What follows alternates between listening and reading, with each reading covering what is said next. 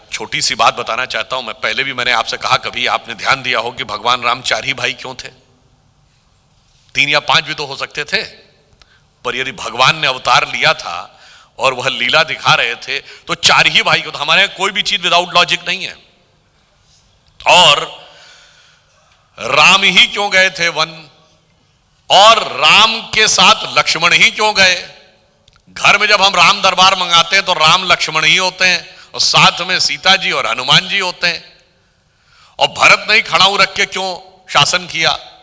शत्रुघ्न ही अयोध्या में क्यों रहे?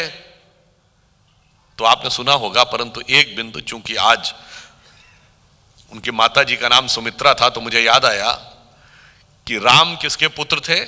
माता कौशल्या के, भरत कैकेयी के, और सुमित्रा जी के 2 पुत्र थे, शत्रुघ्न और लक्ष्मण। तो जुड़वा भाई लक्ष्मण और शत्रुघ्न ही क्यों थे?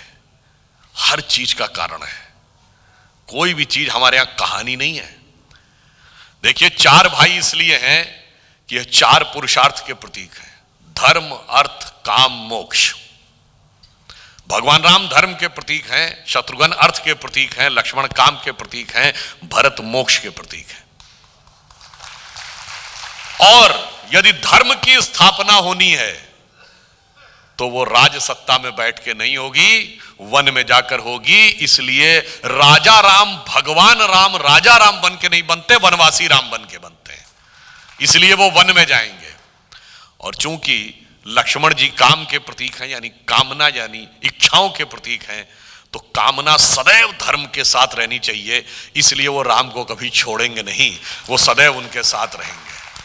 परंतु जब तुलसीदास जी ने हनुमान चालीसा में क्या लिखा, रघुपति कीनी बहुत बड़ाई, तुम मम प्रिय भरत ही संभाई। तो राम को फिर लक्ष्मण सबसे ज्यादा प्रिय क्यों नहीं, भरत ही क्यों प्रिय ज्यादा है? लक्ष्मण को तो राम प्रिय ज्यादा है, पर राम को भरत प्रिय है। क्यों? भरत मोक्ष के प्रतीक हैं, धर्म को सबसे प्रिय कौन है? मोक्ष।